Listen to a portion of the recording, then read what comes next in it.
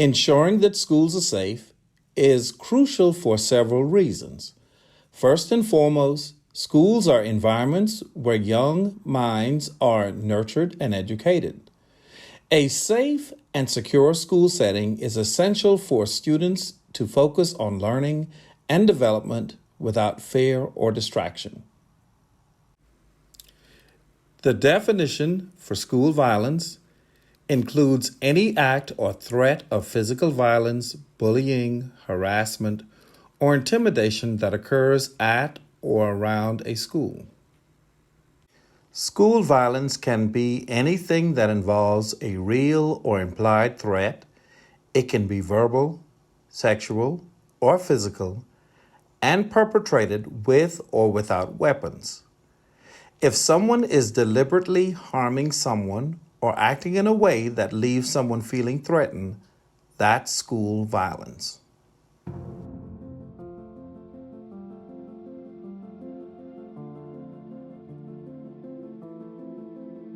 Your role in violence prevention. No matter where we live, the signs and impacts of violence are seen all around us. Violence has a lasting effect on the physical and mental well-being of youth, and is a public health issue that demands attention. Violence can include bullying, physical fighting, sexual and physical assault, or homicide.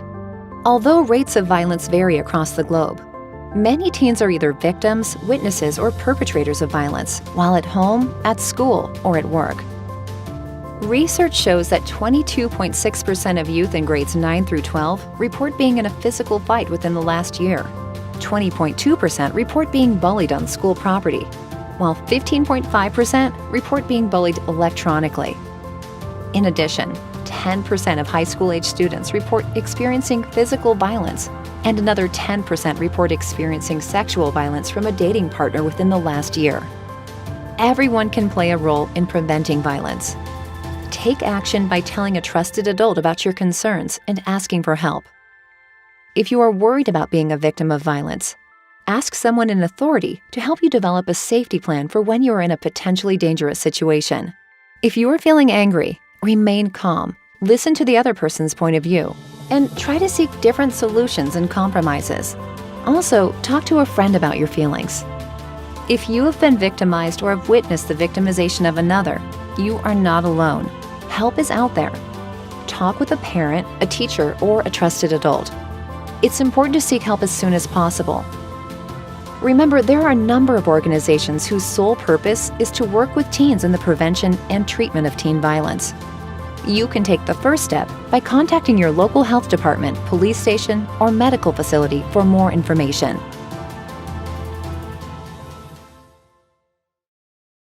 Now to the demand for answers after a fifth grader died following a fight in her South Carolina classroom. Parents are, as you can imagine, outraged, asking how this could happen. Steve Osunsami is outside that school in South Carolina. Good morning, Steve. Good morning to you, Robin. This is the growing memorial for the child who was killed here, and parents are upset, wondering how in the world this could have happened.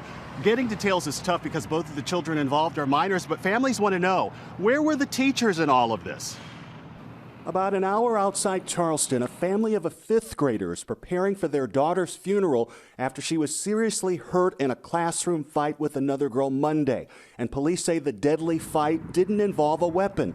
The girl's death has left parents in this community absolutely shocked. My mind can't wrap around it. This is a child. She's in an elementary school. This should not be an issue, and it shouldn't be an issue in any school. According to the sheriff's incident report, when first responders got to the school, the wounded fifth grader, 10-year-old Renaya Wright, was in the nurse's station and was unconscious but breathing. They then rushed the girl to the hospital where she was barely holding on and remained unresponsive. On Wednesday morning, she died. Her mother shared her grief on Facebook. As of 9:39, my baby girl has gained her wings. The Colleton County School District released a statement saying that Renaya was a wonderful student. She loved to write and loved being a big sister. Our entire school district is saddened by this event. It has hit our community like a Cat 5 hurricane. Parents, teachers, and administrators are now wondering how violence great enough to kill could take place in a classroom. The other student has been suspended indefinitely. We don't know, Amy, how or why this happened. Amy. It is so heartbreaking. Steve Osunsami, thank you. Hi, everyone. George Stephanopoulos here. Thanks for checking out the ABC News YouTube channel. If you'd like to get more videos, show highlights, and watch live event coverage, click on the right over here to subscribe to our channel. And don't forget to download the ABC News app for breaking news alerts. Thanks for watching.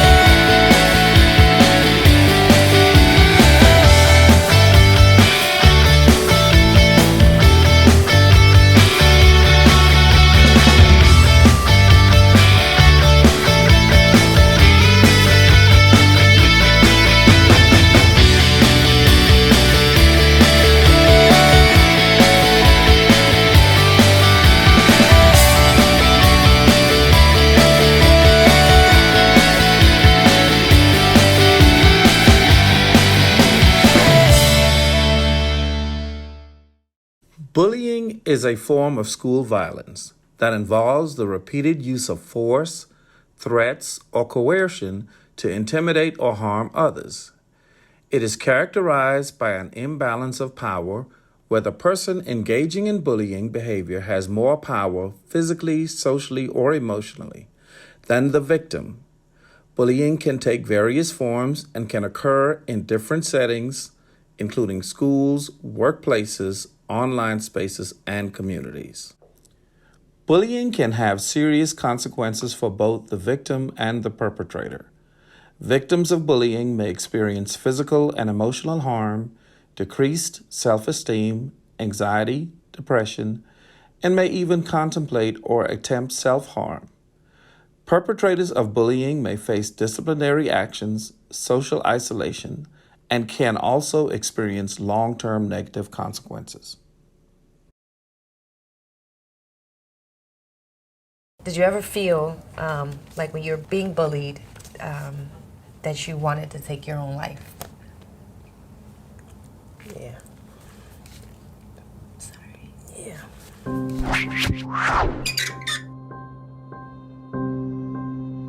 Virginia and I met in middle school. Our relationship was basically, she was someone that I picked on. I was a bully to Virginia. So my first encounter with bullying, I guess with her, probably was around 5th grade. I think I said nasty things about how much she weighed. The kids that I went to school with in elementary and middle school, we all lived in the same neighborhood. So I wouldn't come outside most of the time because most of the kids that, you know, kind of were mean to me lived in my neighborhood. I can't say that I really had any friends back then. I was a bit underweight. I had glasses. I went through 7 years of orthodontic work.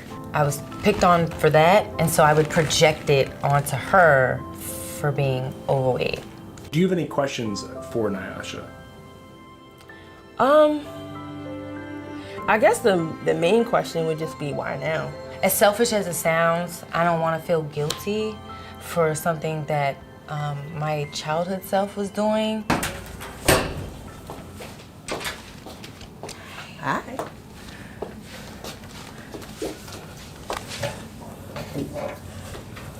How are you? I'm good. How are you? You look good. Thank you. So do you. What do you remember about me from grade school? You always were so bubbly. I remember that. I don't know. What do you remember about me? I remember more of what I said about you, and I know a lot of the, I guess the harsh words were more about my appearance. I remember picking on you about your weight. Nobody noticed the shift, but my grandmother passed away when I was in middle school, and she used to take medicine for her cancer, and it made her gain a lot of weight because she wasn't really worried about, you know, how big she was. I kind of stopped worrying about how big I got. People just kept bothering me.